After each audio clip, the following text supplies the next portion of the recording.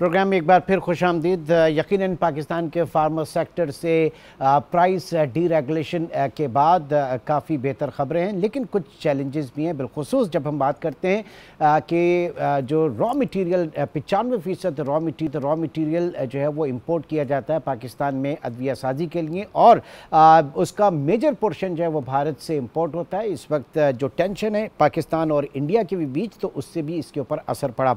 Moving forward किस तरह से देखा जा रहा है इस सेक्टर को, इस सेक्टर में जितनी टेक्नोलॉजी बेस्ड और एआई के बिलखुसूस अगर बात की जाए उसके फीचर को, तो इन तमाम चीज़ों को मैं डिस्कस करूँगा। साबिक़ सदर पीपीएमए डॉक्टर कैसर वहीद साहब इस वक्त हमारे साथ मौजूद हैं। डॉक्टर साहब बहुत बहुत शुक्रिया। सबसे पहले तो जानना चाहेंगे ये जो रीजन में इस वक्त कशीदगी है, चाहे वो इंडिया के हवाले से हो या अफ़गानिस्तान के हवाले से हो, तो फार्मा सेक्टर पे किस तरह से ये असरअंदाज हो रही है? देखिए, सबसे पहले तो हमें ये देखना चाहिए कि कहीं भी कोई वॉर जोन हो, किसी किस्म की टेंशन हो, तो उसका इम्पैक्ट सारे कारोबार पर पड़ता है। ट्रांसपोर्टेशन महंगी हो जाती है, मटेरियल महंगे हो जाते हैं, लोग होल्ड करना शुरू कर देते हैं चीज़ों को। ये काफ़ी इम्पैक्ट आता है इकोनॉमी पे। हमने जब देखा यूक्रेन वॉर, तो ट्रांसपोर्टेशन जो शिपिंग कंपनियों ने अपने रेट बढ़ा लिए, कंटेनर्स ने अपने रेट बढ़ा लिए, इस तरह चीज़ें होती हैं। कंपनियों ने, इवन जो चाइना की कंपनियां थी, उन्होंने अपने रॉ मटेरियल के रेट बढ़ा लिए, तो ये इम्पैक्ट आता है। अभी जैसे अब पाकिस्तान का तकरीबन 30% इम्पैक्ट है। हमारे पड़ोसी मुल्क से रॉ मटेरियल इंपोर्ट करते हैं, पैकेजिंग मटेरियल है, रॉ मटेरियल है, एक्सिपिएंट है, ये हम इंपोर्ट करते हैं।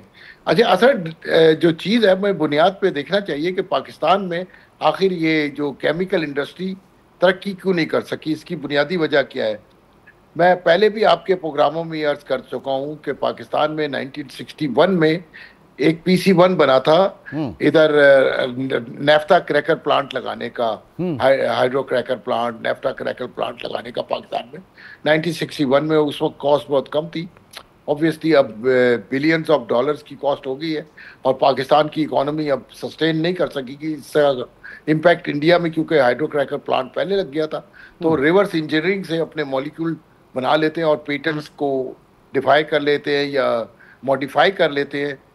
तो इस तरह उनकी जो केमिकल इंडस्ट्री ने बेतहाशा तरक्की की।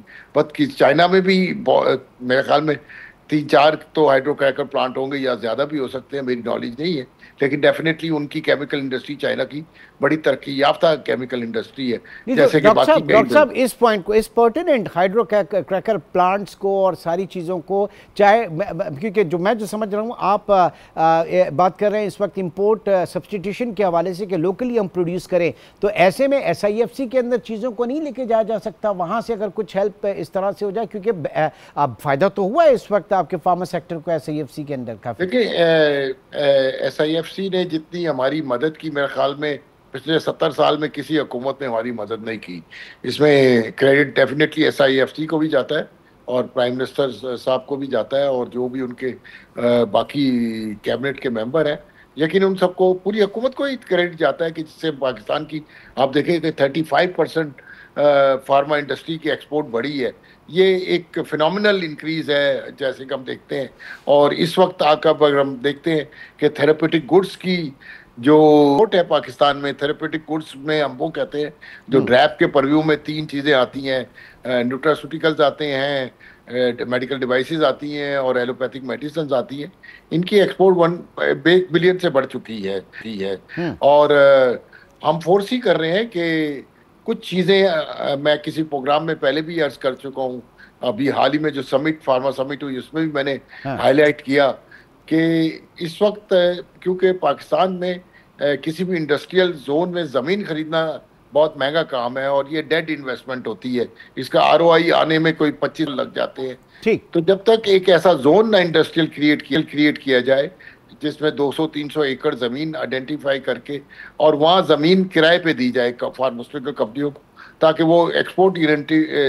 दूसरा, स्टेट बैंक को अपनी पॉलिसियाँ चेंज करनी पड़ेंगी, क्योंकि जो अब एक्सपोर्ट के लिए वो फेवर कर रहे हैं मशीनरी इंपोर्ट करने के लिए, वो जब एक्सपोर्ट इंडस्ट्री को, जब तक वो $500 मिलियन की एक्सपोर्ट ना हो, और उसका वो फिर इतनी लेकिन तो लेकिन एक सर ग्रीन ठीक है, फील्ड में वो सर वो ग्रीन सारी आपको आपको जो है वो मॉनेटरी साइड से भी जो है वो बैकअप मिलनी चाहिए और फिर आपके फिजिकल साइड से भी, दोनों ऑपरेशन से।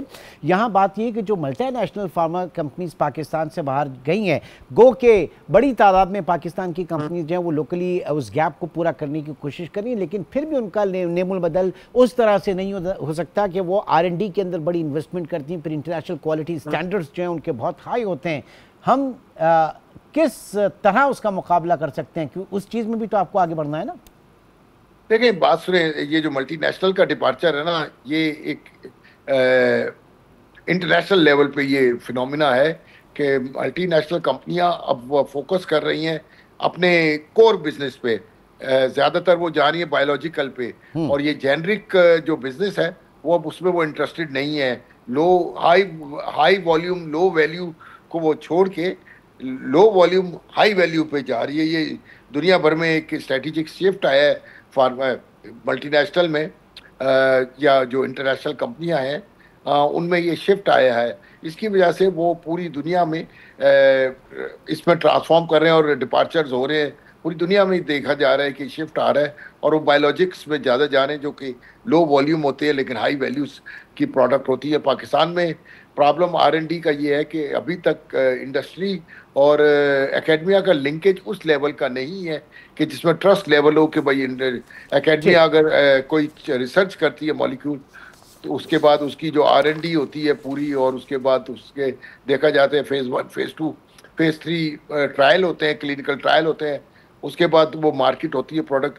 और ये billions and billions of dollar की बात है, ये कोई 2-4 करोड़ रुपए की बात लॉन्ग वे टू गो। इसमें बहुत सारी पॉलिसी साजी की जरूरत है, बड़े कंड्यूसिव माहौल की जरूरत है, चाहे वो पॉलिसीज के हवाले से और हमारे सेंट्रल बैंक के हवाले से, और फिर जो हमारे इन्वेस्टर्स हैं उनको भी आगे बढ़ना होगा इंटरनेशनल स्टैंडर्ड्स पर। बहुत बहुत शुक्रिया डॉक्टर कैसर वहीद हमारे साथ मौजूद थे। और जाहिर है कि की बात हो रही है, SIFC ने काफ़ी सपोर्ट किया, तो फिर जो और इशूज़ हैं उनको भी आके लेकर चले। और कैसर साहब ने जैसे कहा कि industrial zone, specific industrial zone for pharma sector, ताकि फार्मा सेक्टर जो है वो एक कंड्यूसिव माहौल में ग्रोथ कर सकें।